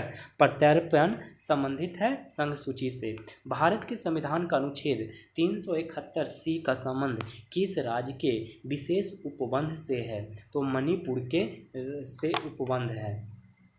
संविधान के भाग 21 के अंतर्गत अनुच्छेद 371 में कतिपय राज्यों के लिए विशेष उपबंध संबंधित प्रावधान रखे गए हैं, जिन्हें ABC में वर्गीकृत किया गया है। 371C का संबंध मणिपुर राज्य से संबंधित है। 86 त्रिशंकु संसद यानी हंग पार्लियामेंट का तात्पर्य क्या है? तो इसका तात्पर्य दोस्तों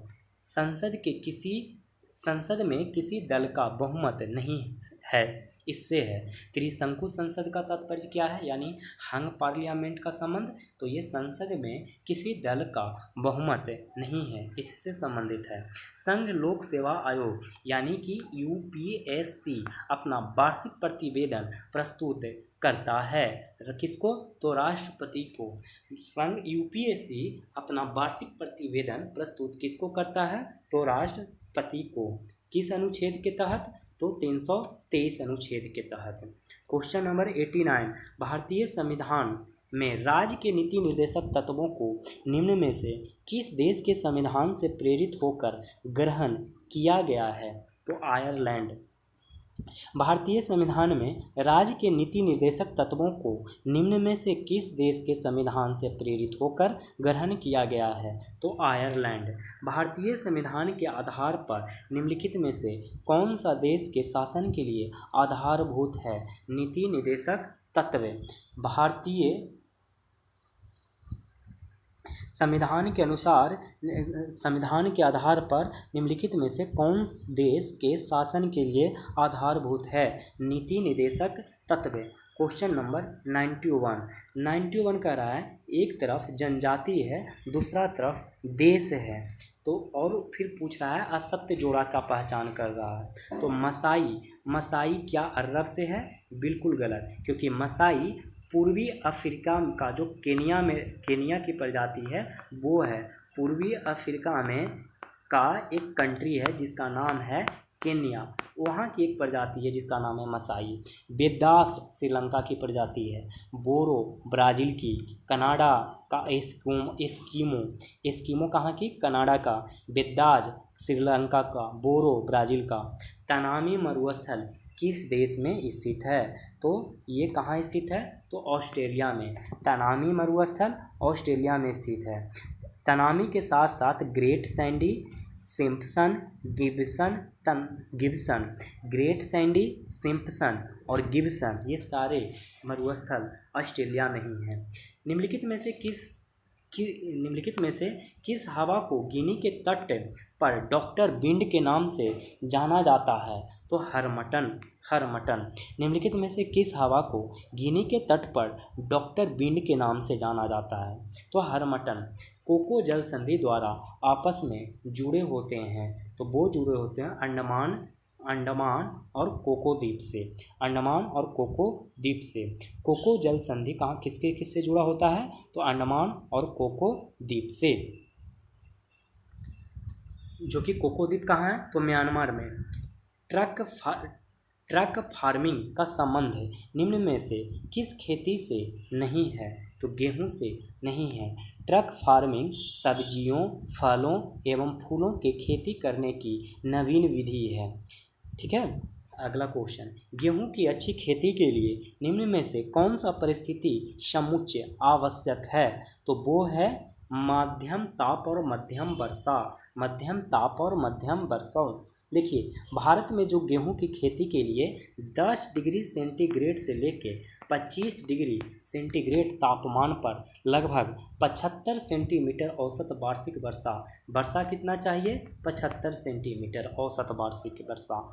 10 डिग्री सेंटीग्रेड से 25 डिग्री सेंटीग्रेड तापमान चाहिए। इसी को मध्यम ताप एवं मध्यम वर्षा कहा जाता है। 97 व्हीलर द्वीप का विकास निम्नलिखित में से किस नदी के मुहाने पर हुआ है? तो ब्राह्मणी नदी के मुहाने पे हुआ है। व्हीलर द्वीप का विकास निम्नलिखित में से किस नदी के मुहाने पर हुआ है? ब्राह्मणी नदी। लाल मृदा का लाल रंग किसके कारण होता है? तो लौह यौगिक के कारण। लौह यौगिक के कारण लाल मृदा का लाल रंग किसके कारण होता है? तो लौह यौगिक के कारण। नेक्स्ट सवाल कह रहा है कि बिष्ट दोआब दो नदियों के मध्य स्थित है। बिष्ट दोआब किन दो नदियों के मध्य स्थित है? तो ब्यास और सतलज नदी के किनारे के बीच में। बिष्ट दोआब किन दो नदियों के मध्य स्थित है? तो ब्यास और सतलज। भारत के दक्कन के पठार पर बेसाल्ट निर्मित लावा शैलों का निर्माण हुआ है क्रिटेशियस युग में। क्रिटेशियस युग में भारत के दक्कन के पठार पर बैसाल्ट निर्मित लावा शैलों का निर्माण हुआ है क्रिटेशियस युग में। रिहंद परियोजना निम्नलिखित में से किस राज्य में स्थित है? तो ये स्थित है, इसको थोड़ा रुक जाइएगा, मैं इसको लास्ट में बता दूंगा। 101 नंबर का बता देंगे लास्ट में। 101 नंबर में थोड़ा डाउट है, हम बता देंगे आप लोग को, थोड़ा रुक जाइए। अगला सवाल, बरदा पहाड़ी किस राज्य में स्थित है? तो गुजरात में। बरदा पहाड़ी किस राज्य में स्थित है? तो गुजरात में। नेक्स्ट, निम्नलिखित में से कौन सी नदी मकर रेखा को 2 बार काटती है? तो लिम्पोपो नदी मकर रेखा को 2 बार काटती है। कांगो नदी भूमध्य रेखा को 2 बार काटती है।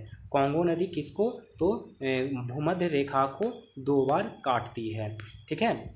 और माही नदी कर्क रेखा को 2 बार काटती है। माही नदी कर्क रेखा को 2 बार काटती है। लिम्पोपो नदी मकर रेखा को और कांगो नदी भूमध्य रेखा को। ये कौन से रेखा हैं देख लीजिए। ये हो गया 0 डिग्री इक्वेटर जिसको भूमध्य रेखा कांगो नदी, और मकर रेखा जो कि नीचे, कर्क रेखा ऊपर, कर्क रेखा को माही नदी, मकर रेखा को लिम्पोपो नदी।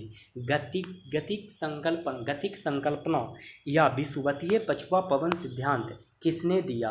तो वो दिया फ्लोन ने। किन्होंने दिया? फ्लोन ने।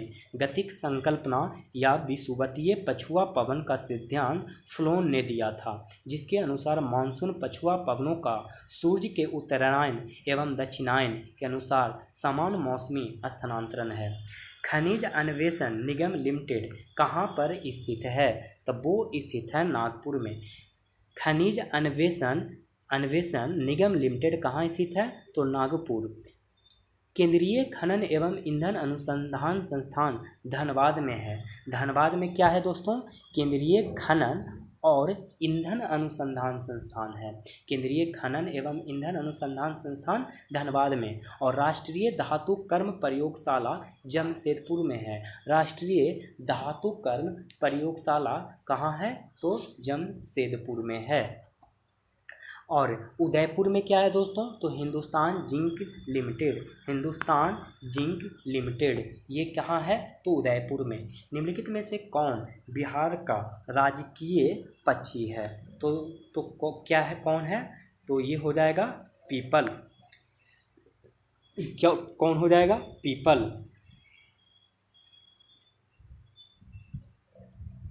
अगला सवाल, बिहार का वह जिला जिसकी सीमा नेपाल एवं उत्तर प्रदेश दोनों को स्पर्श करती है।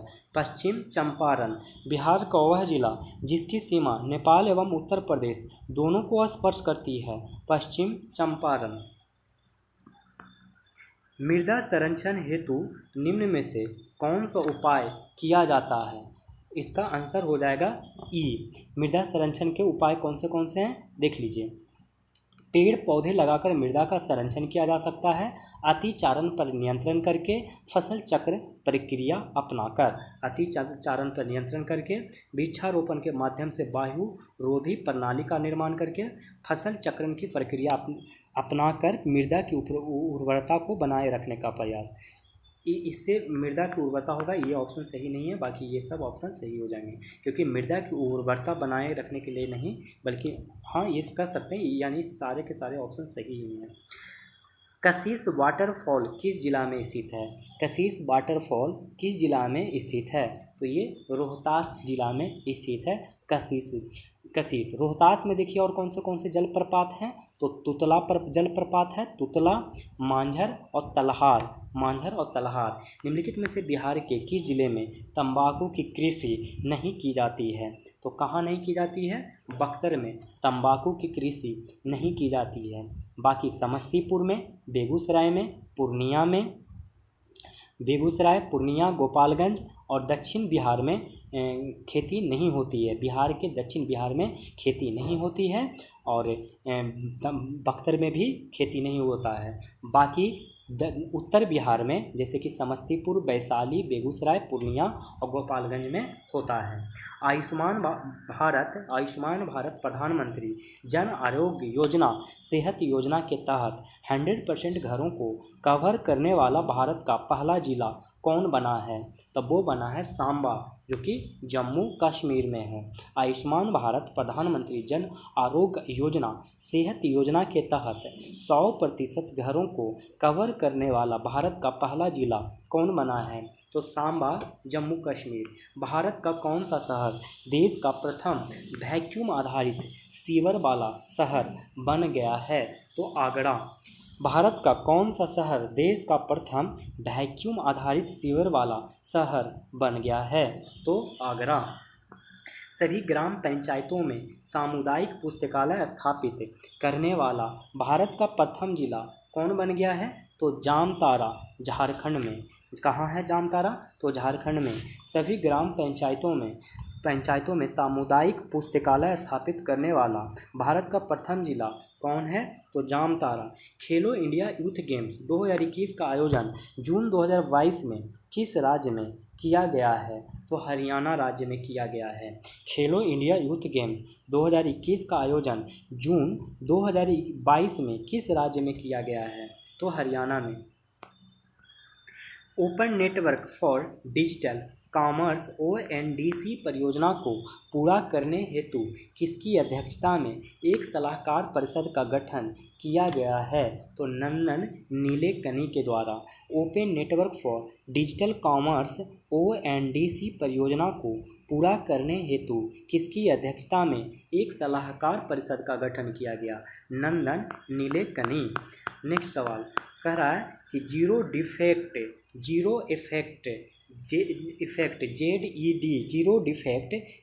इफेक्ट प्रमाणन योजना के उद्देश्यों में निम्न में से कौन शामिल नहीं है, तो वो कौन शामिल नहीं है, तो बाजार को सीमित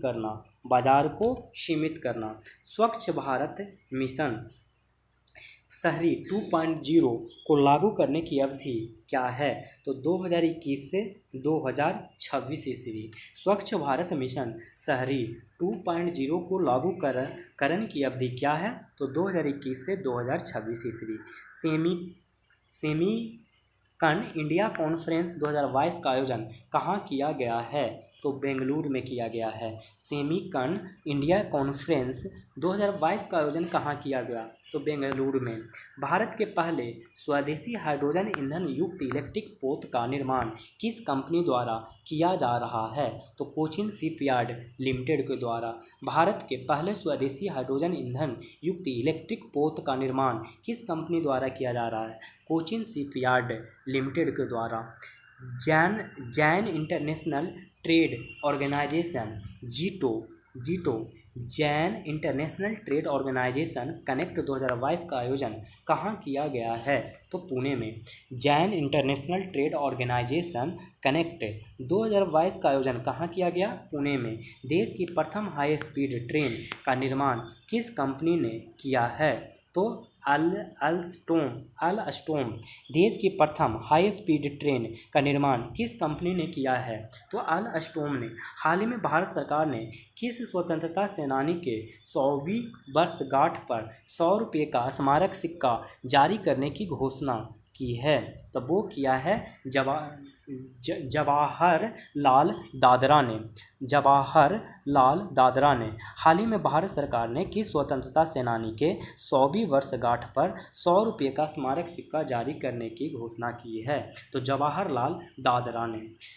2021-22 के तीसरे अग्रिम अनुमान के अनुसार देश में खाद्यान्न उत्पादन का अनुमान है कितना है? तो 314.51 मिलियन टन। 2021-22 के तीसरे अग्रिम अनुमान के अनुसार देश में खाद्यान्न उत्पादन का अनुमान है 314.51 मिलियन टन। किस राज्य या केंद्रशासित प्रदेश में नेचीफू सुरंग की खुदाई की जा रही है? तो अरुणाचल प्रदेश में। किस राज्य या केंद्रशासित प्रदेश में नेचीफू सुरंग की खुदाई की जा रही है? अरुणाचल प्रदेश में।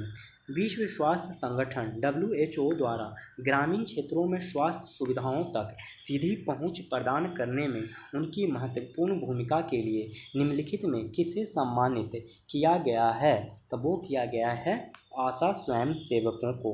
विश्व स्वास्थ्य संगठन द्वारा ग्रामीण क्षेत्रों में स्वास्थ्य सुविधाओं तक सीधी पहुंच प्रदान करने में उनकी महत्वपूर्ण भूमिका के लिए निम्नलिखित में से किसे सम्मानित किया गया है? तो आशा स्वयं सेवकों के लिए।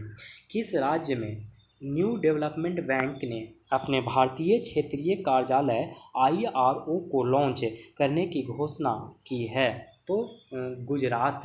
किस राज्य में न्यू डेवलपमेंट बैंक NDB ने अपने भारतीय क्षेत्रीय कार्यालय को लॉन्च करने की घोषणा की है? तो गुजरात। महारानी एलिजाबेथ द्वितीय ने किसे order of the British Empire CBE का मानद कमांडर की उपाधि प्रदान की है? तो वो किया है गुरु स्वामी कृष्ण मूर्ति। गुरु स्वामी कृष्ण मूर्ति। 128 नंबर। पुलित्जर पुरस्कार 2022 प्राप्त करने वालों में 4 भारतीय शामिल हैं। किस भारतीय को मरणोपरांत यह पुरस्कार प्रदान करने की घोषणा की गई है? तो दानिश सिद्दीकी। दानिश सिद्दीकी। पुलित्जर पुरस्कार 2022 प्राप्त करने वालों में 4 भारतीय शामिल हैं। किस भारतीय को मरणोपरांत यह पुरस्कार प्रदान करने की घोषणा की है? दानिश सिद्दीकी। मई 2022 में आसानी चक्रवात की उत्पत्ति कहाँ से हुई थी? तो वो हुई थी बंगाल की खाड़ी से। मई 2022 में आसनी चक्रवात की उत्पत्ति कहाँ से हुई थी? तो बंगाल की खाड़ी से। किस राज्य में डाक विभाग ने पहली बार ड्रोन का उपयोग करके मेल वितरित किया? तो गुजरात। गुजरात। किस राज्य में डाक विभाग ने पहली बार ड्रोन का उपयोग करके मेल वितरित किया? गुजरात। राष्ट्रीय बाघ संरक्षण प्राधिकरण NTCA द्वारा जारी एक रिपोर्ट के अनुसार देश में बाघों की वार्षिक वृद्धि दर कितने प्रतिशत है? तो वो है 6%। राष्ट्रीय बाघ संरक्षण प्राधिकरण NTCA द्वारा जारी एक रिपोर्ट के अनुसार देश में बाघों की वार्षिक वृद्धि दर कितने प्रतिशत है? तो 6%। नेक्स्ट, द्रौपदी मुर्मू ने 2015 से 2021 के बीच किस राज्य के 9वें राज्यपाल के रूप में कार्य किया था? तो वो किया था झारखंड। द्रौपदी मुर्मू ने 2015 और 2021 के बीच किस राज्य के 9वें राज्यपाल के रूप में कार्य किया था? झारखंड। 68वें राष्ट्रीय फिल्म पुरस्कारों में किस फिल्म ने सर्वश्रेष्ठ पिक्चर फिल्म का पुरस्कार जीता है? तो वो जीता है सेराराई पोट्टू। सेराराई पोट्टू। सर्वश्रेष्ठ पिक्चर फिल्म सेराराई पोट्टू और सर्वश्रेष्ठ अभिनेता सूर्या को सोराराई पोट्टू के लिए और अजय देवगन को तन्हाजी के लिए। सर्वश्रेष्ठ अभिनेत्री अर्पणा बालमुरली सोराराई पोट्टू के लिए। 134 नंबर क्वेश्चन। भारत का पहला विश्व शांति केंद्र देश के किस शहर में स्थापित किया जा रहा है? तो गुरुग्राम में। भारत का पहला विश्व शांति केंद्र देश के किस शहर में स्थापित किया जा रहा है? गुरुग्राम। मालदीव सरकार द्वारा किस भारतीय क्रिकेटर को स्पोर्ट्स आइकन पुरस्कार से सम्मानित किया गया है? तो सुरेश रैना को। मालदीव सरकार द्वारा किस भारतीय क्रिकेटर को स्पोर्ट्स आइकन पुरस्कार से सम्मानित किया गया है? सुरेश रैना को। भारत में कौन सा राज्य बेहतर मृदा स्वास्थ्य के लिए कार्बन न्यूट्रल खेती शुरू करने वाला देश का पहला राज्य बन गया है? तो वो बन गया है उत्तर प्रदेश। भारत में कौन सा राज्य बेहतर मृदा स्वास्थ्य के लिए कार्बन न्यूट्रल खेती करने वाला देश का पहला राज्य बन गया? उत्तर प्रदेश। किस देश के इतिहास में पहली बार महिलाओं की संख्या उसकी कुल जनसंख्या में पुरुषों से अधिक है? तो वो है बांग्लादेश। किस देश के इतिहास में पहली बार महिलाओं की संख्या उसकी कुल जनसंख्या में पुरुषों से अधिक है? बांग्लादेश। किस देश ने 2024 के बाद अंतर्राष्ट्रीय अंतरिक्ष स्टेशन छोड़ने का फैसला किया है? तो वो किया है रूस। किस देश ने 2024 के बाद अंतर्राष्ट्रीय अंतरिक्ष स्टेशन छोड़ने का फैसला किया है? तो रूस। हाल ही में 5 और भारतीय भूमियों को अंतर्राष्ट्रीय महत्व के आर्द्रभूमि के रूप में रामसर की मान्यता मिली है। इनमें से कौन सी आर्द्रभूमि तमिलनाडु में है? तब वो कौन सी भूमि है? तो answer C 1, 4, 5 Pichavaram mangrove, Pallikaranai marsh reserve forest और करिकली पक्षी अभ्यारण्य, ये सारे के सारे हैं कहाँ हैं? तो तमिलनाडु में स्थित हैं। 140 नंबर क्वेश्चन कह रहा है कि जुलाई 2022 में आपूर्ति श्रृंखला संचालन प्रतिभा पुल बनाने के लिए किस कंपनी ने बिहार राज्य कौशल विकास मिशन के साथ एक समझौता ज्ञापन पर हस्ताक्षर किया है? तो वो है फ्लिपकार्ट। जुलाई 2022 में आपूर्ति श्रृंखला संचालन प्रतिभा पुल बनाने के लिए किस कंपनी ने बिहार राज्य कौशल विकास मिशन के साथ एक समझौता ज्ञापन पर हस्ताक्षर किया है? फ्लिपकार्ट। तो दोस्तों यहाँ से मैथ्स के सारे क्वेश्चन स्टार्ट हो जाते हैं, तो आप लोग देख लीजिए और सारे क्वेश्चन बना लीजिएगा और बना के इसके आंसर कमेंट बॉक्स में मुझे भेज दीजिएगा। दोस्तों अब यहाँ से जो 2 क्वेश्चन मैंने छोड़ दिया था इस प्रश्न सेट में, मैं वो करवा देता हूँ। मैंने 8 नंबर क्वेश्चन छोड़ दिया था, तो आइए देखते हैं 8 नंबर क्वेश्चन जल्दी से। इसमें कह रहा है बेमेल जोड़े की पहचान करें। तो इसमें जो बेमेल जोड़ा है वो कौन है? तो वो है निम्बकाचार्य शुद्धाद्वैतवाद। ये गलत है, क्योंकि निम्बकाचार्य शुद्धाद्वैतवाद नहीं बल्कि द्वैतवाद के प्रतिपादक थे। ये गलत है, वो सही क्या होगा?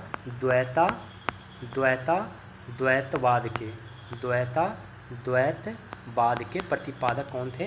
निम्बकाचार्य। और शंकराचार्य अद्वैतवाद के, रामानुजाचार्य विशिष्टता द्वैतवाद के, माधवाचार्य द्वैतवाद, रामानुजाचार्य विशिष्ट द्वैतवाद, शंकराचार्य अद्वैतवाद, निम्बकाचार्य द्वैतवाद। और शुद्धाद्वैतवाद किसके कौन थे इसके? तो बल्लभाचार्य। शुद्धाद्वैतवाद के बल्लभाचार्य संत थे। तो ये हो गया 8 नंबर क्वेश्चन। अब देखते हैं 101 नंबर क्वेश्चन। 101 नंबर क्वेश्चन कह रहा है कि रिहंद परियोजना निम्नलिखित में से किस राज्य में स्थित है? तो उत्तर प्रदेश में। रिहंद परियोजना निम्नलिखित में से किस राज्य में स्थित है? उत्तर प्रदेश में। तो ये था दोस्तों इम्तिहान टेस्ट सीरीज का, इम्तिहान का जो बुक लॉन्च हुआ था मार्केट में, तो उसका टेस्ट का पहला टेस्ट था। अब आप लोग को ऐसे ही हर एक वीडियो आते रहेंगे। तब आप लोग से विदा लेता हूँ और आप लोग अच्छे से बस पढ़ाई करते रहें बीपीएससी के लिए, 67th के लिए। और जो भी डाउट आता है वो कमेंट बॉक्स में मुझे कमेंट करके पूछ सकते हैं, मैं आप लोग को मदद कर दूंगा। और आप लोग से विदा लेता हूँ इस उम्मीद के साथ कि आप लोग अपने चरित्र को इस प्रकार से बनाएंगे कि महिलाएं आपके साथ होने से सुरक्षित महसूस करेगी। धन्यवाद।